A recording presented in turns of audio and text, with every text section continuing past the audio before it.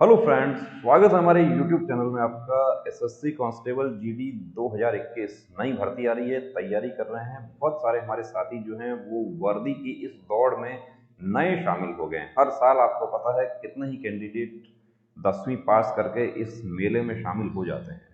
जो पहले से बचे हुए हैं वो है ही, और नए आ जाते हैं।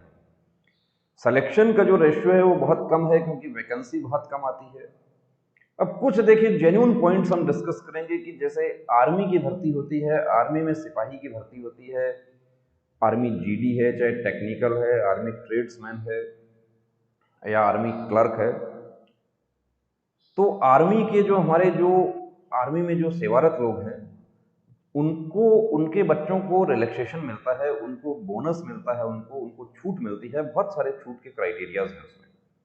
इसके अलावा एनसीसी का यदि सर्टिफिकेट है तो एनसीसी सर्टिफिकेट के आधार पर भी आर्मी जीडी में 100 में से 100 नंबर काउंट होते हैं। यानी आपने 100 का फिजिकल किया और एनसीसी सी सर्टिफिकेट है तो आपके मेरिट के लिए 200 नंबर हो जाते हैं, क्योंकि 200 में से मेरिट बनता है। आप लोग एग्जाम देते हैं, आपको पता है। यदि आप क्लर्क का देख रहे हैं तो आपको 20 मार्क्स मिलेगा। रिलेशन है, फादर का रिलेशन है तो 20 मार्क्स मिलेंगे। स्पोर्ट्स है तो उसका रिलैक्सेशन मिलेगा। ये सब जो है आर्मी में जो होता है, ये आर्मी में लागू है। ये उससे क्या होता है, देखिए जो हमारे जो जवान हैं, जो ड्यूटी कर रहे हैं, जो 20 साल से 25 साल से देश की सेवा कर रहे हैं, उनका भी मोरल बूस्ट होता है, उनका भी मोरल बढ़ता है कि हमारे लिए कुछ स्पेशल प्रोविजंस हैं। लेकिन हमारे सीएपीएफ जो है, सेंट्रल आर्म पुलिस फोर्सेज, जिसका नाम भी कई बार बदला जा गया है। इसको पहले सीपीओ कहा जाता था, सेंट्रल पुलिस ऑर्गेनाइजेशन। इसको कभी पैरामिलिट्री कहा जाता है। पैरामिलिट्री मिलिट्री से आगे ड्यूटी करती है। हमारी बीएसएफ जो है वो तो फर्स्ट लाइन ऑफ डिफेंस है, बिल्कुल जीरो लाइन पर रहती है। पहली गोली बीएसएफ झेलती है, लेकिन नाम है पैरामिलिट्री।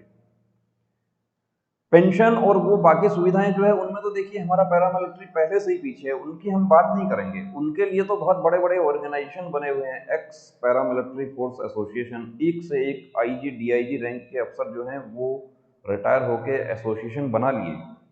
और एसोसिएशन जो है वो कई बार मीटिंग होती है, होम सेक के साथ में, गृह मंत्री जी के साथ में मीटिंग होती है, ज्ञापन भी चलते हैं एक से एक, ये कर देंगे वो कर देंगे, धरना प्रदर्शन, बहुत बड़ी बड़ी बातें होती हैं।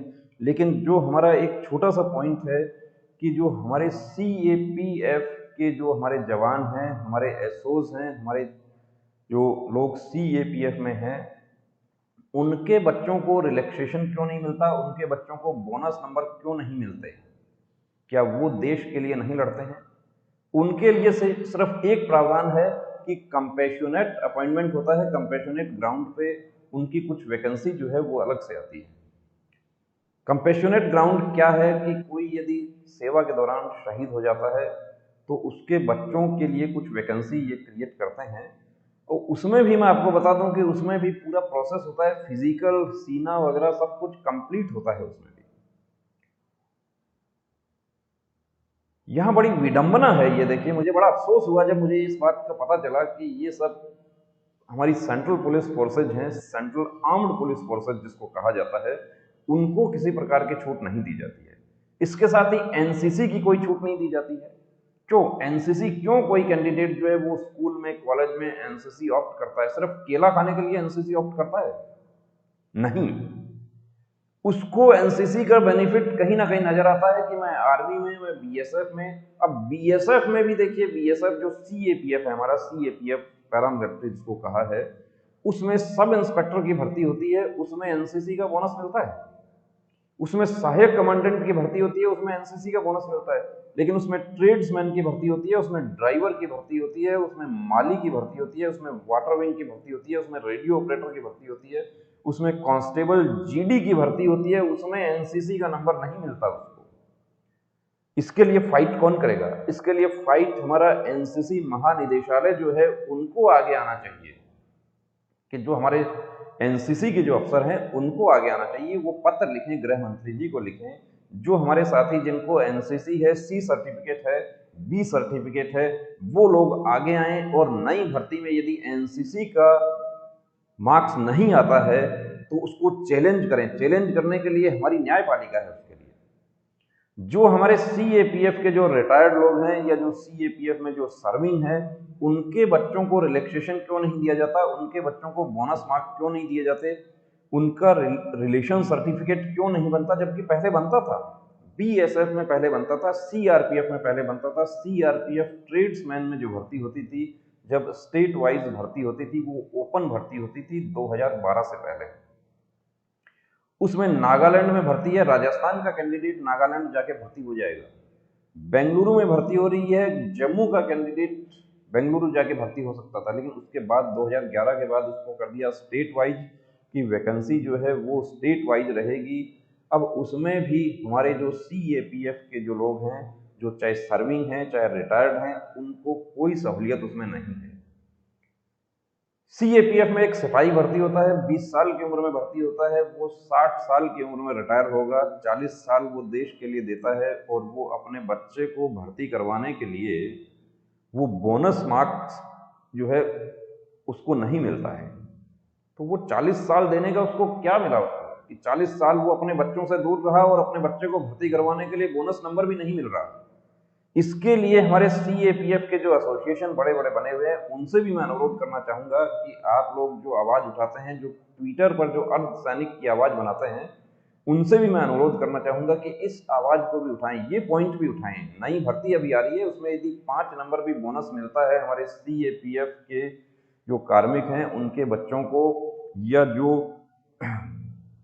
रिलेशन बनता है आर्मी में, वैसा यदि रिलेशन इसमें चलिए, हम नहीं कहते कि आप फादर रिलेशन के 20 नंबर दीजिए, हम कहते हैं कि आप तो 5 नंबर ही दे दीजिए, बहुत फायदा हो जाएगा। आप वैकेंसी कर दीजिए, आप वैकेंसी नहीं कर सकते ठीक है, रिजर्वेशन आप नहीं कर सकते हैं वैकेंसी का, लेकिन ट्रेड्समैन की भर्ती होती है, उसमें आप 5 नंबर कर दीजिए, आप 5 नंबर एनसीसी सी सर्टिफिकेट का कर दीजिए।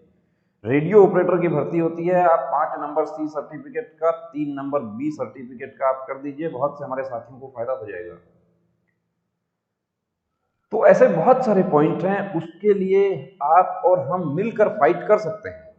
उसके लिए चिट्ठी लिखना है, हम आपको बता देंगे कैसे ओपन लेटर लिखना है, प्रधानमंत्री जी को आप लिख सकते हैं, ये सुझाव नहीं है, ये शिकायत है। ये इसके लिए माननीय डीजी साहब जो हैं उनको आप चिट्ठी लिख सकते हैं, या वेलफेयर के जो मीटिंग होती है, फैमिली वेलफेयर सेंटर जो चलते हैं, वो फैमिली वेलफेयर सेंटर जो है वो कपड़े सिलने के लिए नहीं है, वो वर्दियां सिलने के लिए, और वहां पर मेम साहबों के कमांड के लिए नहीं है। वो वहां पर भी ये पॉइंट उठाने चाहिए कि ये रिलेशन जो है, रिलेशन सर्टिफिकेट जो है क्यों नहीं बनता और इसके मार्क्स क्यों नहीं मिलते। एक हमारे पैरामिलिट्री के जो जवान हैं, सीएपीएफ सेंट्रल आर्म के जवान हैं, वो वेस्ट बंगाल में रहते हैं, उनकी फैमिली भी उनके साथ में रहती है, उनका बेटा उनके साथ में रहता है, वो वहां पर दौड़ करता है, फिजिकल करता है, सब कुछ कंप्लीट करता है, भर्ती आती है तो वो राजस्थान के रहने वाले हैं, तो राजस्थान के मूल निवास में भर्ती देखेंगे वो।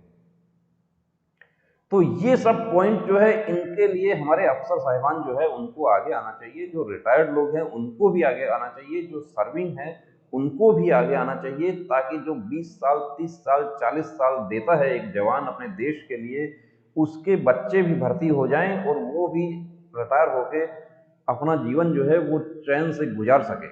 जय हिंद।